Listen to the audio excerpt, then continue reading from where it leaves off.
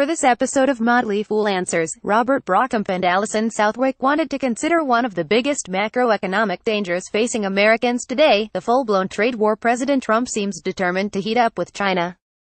To help, they brought in an outside expert, Scott Kennedy, the director of the Project on Chinese Business and Political Economy for the Center for Strategic and International Studies, a nonpartisan, foreign policy think tank. In this segment, Scott discusses the various parts to Trump's protectionist plans, China's likely response, why foreign governments are quietly applauding, and what we could be doing beyond directly targeting our No. 1 trade partner. A full transcript follows the video. This video was recorded on April 24, 2018. Alison Southwick, what are some other options outside of a potential trade war? I imagine this could lead to a 14-hour discussion, so in the simplest terms possible, are there other options available? What can we do here? Scott Kennedy, I think it's important for everyone to know that there are multiple elements to what the Trump administration is planning. This trade action that the president has started is based on an investigation into China's misappropriation of intellectual property, the so-called Section 301 investigation, which refers to a 1974 trade law the U.S. passed. That investigation found that China was unfairly acquiring technology through coercion of foreign investors in China, not letting foreign companies gain the proper fees for licensing, through cyber theft, through unfair investments in the United States that were state-backed. The first of the penalties the president has put forward that he's in the process of potentially implementing, that everyone is talking about, are the tariffs on $50 billion or $100 billion of Chinese goods. Who knows? The number keeps evolving, but it's a lot. $50 billion is a lot for me. I don't know about for you guys here, but that's usually above what we get at CSIS on an annual basis. But the other parts are equally of concern, and they should be to listeners.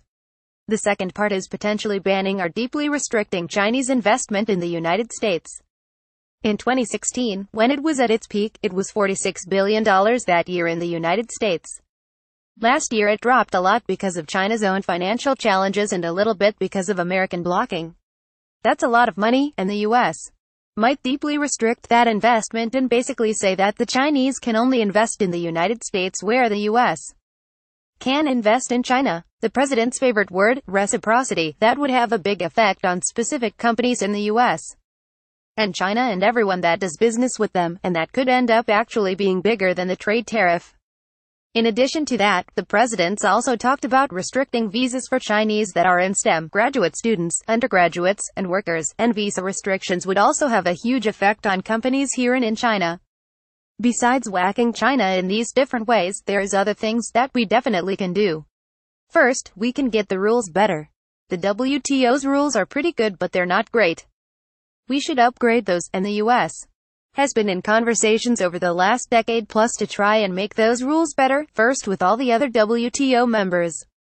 There was something called the Doha Round that was started in 2001, but basically collapsed in 2008. We have been in conversation with the WTO about rules related to trade facilitation and harmonization just to make trade easier, to get a lot of the bureaucracy and red tape out of the way. An agreement on trade and services. We have talked with regional actors about agreements with Europe over a free trade deal.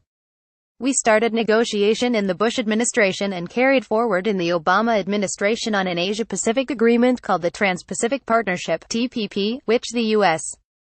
finished negotiating in 2015. Both candidates for the presidency in 2016, Trump and Clinton, opposed TPP when they were campaigning, and President Trump withdrew soon after coming into office. Those types of agreements would level the playing field, upgrade the quality of the rules of the game, not just in trade, but investment and how state-owned enterprises are operating e-commerce. Many different places. I think in addition to potentially needing to push hard on China unilaterally, we need to improve the rules of the game, and then the last part of this is to take care of things at home. The American infrastructure needs a big upgrade. Anyone who lives in the Washington, D.C. area and has been on the subway knows that. Southwick, or 295. Kennedy, yes. Or the drive-in today. Your tires will tell you. Healthcare. We're not finished in any stretch of the imagination in making healthcare more widely affordable. Making it portable. Making it more accessible to everybody. Investing in education.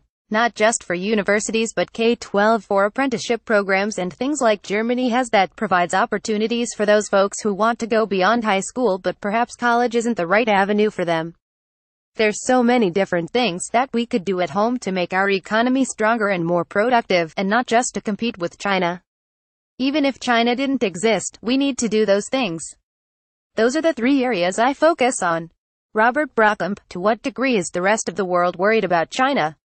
Are there other countries that are just as concerned about what China is doing? Kennedy, sure. On the trade and commercial front, this is a universal concern.